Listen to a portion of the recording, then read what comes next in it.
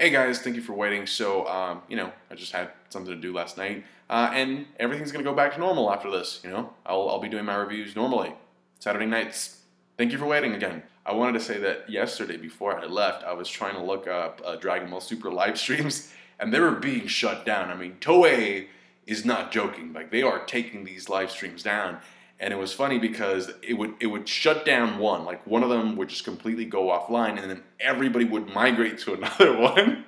And they would be like, yo, change the name. Change it to something stupid. Because that way they won't find the live stream. But I guess you can't change the name after you've started the live stream. But anyway, in that commotion, I read this comment that made me laugh so hard. It said, guys, everybody, raise up your hands. Put them up so we can make a spirit bomb and shoot it at Toei copyright strikes. I thought the music and the animation, and for the most part, most of the art, was actually really good for this episode. Which is not something that I would normally say about a Dragon Ball Super episode, so I really hope that they continue with this standard of quality, because there are some amazing shots in this episode. This episode was all about the Frieza, just a Frieza guy doing some Frieza-like things. And one of the first things we find out in this episode is that Golden Form no longer drains him of all his stamina. He's actually perfected a way of maintaining the form without it draining his stamina so much, and he did that in Hell. Throughout this episode, you have these moments that very clearly showcase the fact that Frieza is a lot stronger than what he was in Resurrection of F. Not only that, but he is a huge liability for the team of Universe 7 fighters that are going to be participating in the tournament.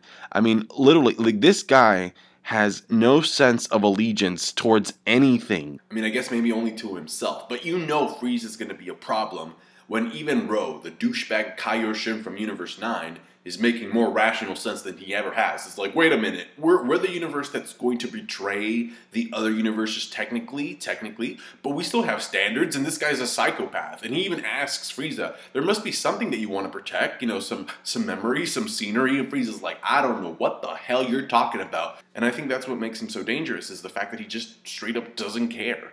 So moving forward, I can definitely see that everything that he's going to do is going to be a very well strategically planned out move to get ahead of everybody else. Because at the end of the day, if you think about it, I really think he has the less to lose. He has pretty much almost nothing to lose. In fact, he actually challenges Goku in this episode with a really good quote, because Goku tells him, stop killing these fodder, right? I don't want you killing. And then Frieza's like, they either die here or we participate in the tournament and win against them and they get wiped out anyway. And Goku doesn't respond to that. He can't, because he knows he's right. Just going back to that scene back in Hell when Goku goes to talk to him and he just completely exploits Goku's weakness for wanting to fight strong guys. He's like, I'm pretty strong. I've got, this form, I wanted to fight you and I can still get stronger. And he completely manipulates Goku. And then in this episode, you kind of see that he's also scanning. He's scouting out for, like, the pieces to see how he can move the pieces on the chessboard.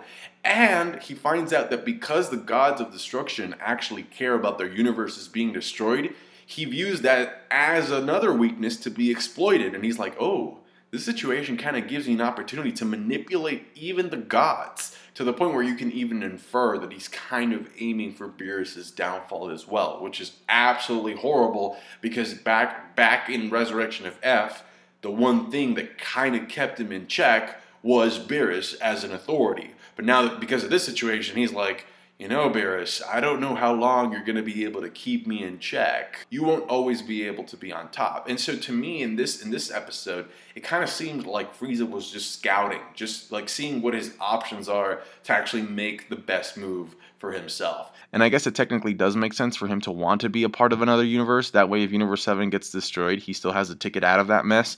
But what doesn't make sense is that he wants to make an alliance with the weakest universe in the Xeno rankings, which is Universe 9. Now, I'm pretty sure that Frieza doesn't know that they're the weakest, but at the same time, I think he can get a pretty good assessment, a pretty good feel for how strong the universe is, like, based on the fight that he's having with all these fodder. Because the fodder we've been saying, like, we're from a very strong universe, we're not weak like Universe 7. I mean, Frieza, I think he's a smart guy. I think he'll be able to figure it out. It's like, no, you guys are like straight up trash, dude. And we also know from spoilers that Frieza will eventually talk to Frost to scheme something up within the tournament. So if he was serious about the offer he made to Universe 9, why is he talking eventually, why does he go talk to somebody from Universe 6? Now, aside from the pretty good character moments that we got in this episode for Frieza, something else that got me invested in this episode was the fact that there were certain scenes that genuinely got me to think, wait, hold on.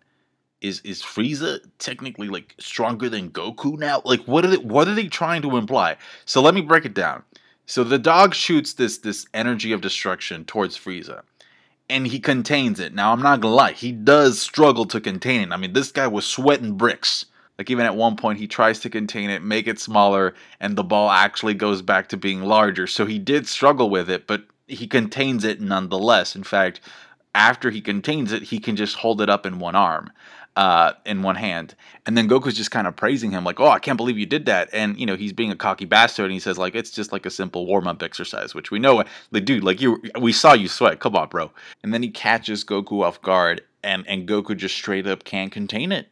It takes Beerus to actually. I like how Beerus just shows up there and just like casually blows at it, and that's how he deals with it. But Kakarot, Goku was not able to contain the energy of destruction. And so from that perspective, it's kind of like, wait, so Frieza did, like he even says, like he kind of mocks Goku, like, I did it, you should be able to do it. But he's not able to do it. And I think one of the main reasons why he was not able to do it is because Golden Form is Frieza's strongest form. But when he sent that ball to Goku and caught him off guard, Goku was in base. So if he's in base, I'm not sure that the energy would allow him to transform. I don't know that it would allow him to reach a higher form like Super Saiyan or Super Saiyan Blue within the sphere that would allow him to contain it. Frieza was already in golden form. So in that regard, it makes sense why Goku wasn't able to break out. Okay. However, by the end of the episode, they both land a hit on each other. And what's significant to me are, well, two things. Goku goes Super Saiyan Blue. He's coming at Frieza. All right. And again, you know, Super Saiyan Blue isn't Goku's strongest form. It's Super Saiyan Blue plus Kaioken. But what's very fascinating to me is that Frieza's punch was actually able to force Goku out of Blue. And when they fell into the water, Frieza still had his golden form up. So that was kind of strange. And then also Beerus actually says, "Oh, it seems like they're on par with each other. They're like evenly matched." I'm like, wow, looks like Frieza got some serious gains out of being in hell. Like, seriously, like he's evenly matched with Goku? And so if this is true, I mean, that's a huge issue for the tournament dynamics, because one of the things that Goku would tell his friends over and over, like to assure them that things would be okay by having Frieza join, is that, don't worry guys, don't worry, if he gets out of control, me and Vegeta will deal with him. But dude, you're equally matched with Frieza. Do you understand how much of a problem that is if he decides to go rogue? I mean, you already have Jiren coming at you head on. So, by the way, I love this shot of him standing on this cliff like he's Mufasa, like he's like Simba on Pride Rock. Really, really good shot. And by the way, did you guys see that preview, man? Like, Goku ain't looking very confident when he feels the Jiren ki, man. He's coming in from the back. Like, real talk, when was the last time you saw Goku this worried? When? That is a Goku face full of regrets. I'll tell you that much. I thought the preview was really cool because you see the other gods of destruction from the top universes that are exempt from the tournament just blitzing the crap out of each other. And I guess they're just kind of like sort of testing the platform, the arena, I guess on the Daishinkan's orders. Because, again, they're the strongest, so it would make sense that they would just have first dibs in terms of like just sort of testing it out. And we see a rock there, and just from like the side, he looks very different than, you know, his original design, or at least like the image that I had. Just looking at him from a different angle kind of makes him seem more intimidating. We also have Licker there, or Likuru, and he looks really cool with his three tails there. Again, kind of like reminds me of the nine tails there, especially because of his power. He's a god of destruction. And we see Iwan in this shot here, so that's actually just like leaving out Gin from Universe 12, and here he is. It's a close-up shot of his face. So all of the top four gods of destruction, or the gods of destruction from the top four universes, according to the Xeno rankings, are present there to test out the platform. You also have these new characters that I thought were kind of weird. They don't look like fighters, to be honest. They seem more of like they're for show. I don't know. Like, I mean, it's like a parrot and a butterfly. It kind of seems more like they're surveying the area, I think. And then last but not least, we have this guy, Yardratian. kind of character. And if you remember, Yardratians are an alien race from Universe 7. They're the ones that are actually responsible for teaching Goku the instant transmission technique.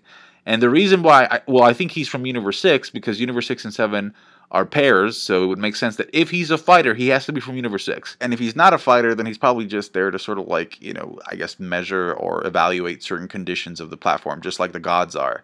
That being said, if he is a fighter for Universe 6, he's probably not going to be very powerful because, according to Vegeta in Dragon Ball Z, right, Yardratians really aren't that strong. Their techniques are mainly time and space based. So again, going back to the whole instant transmission that Goku learned from them.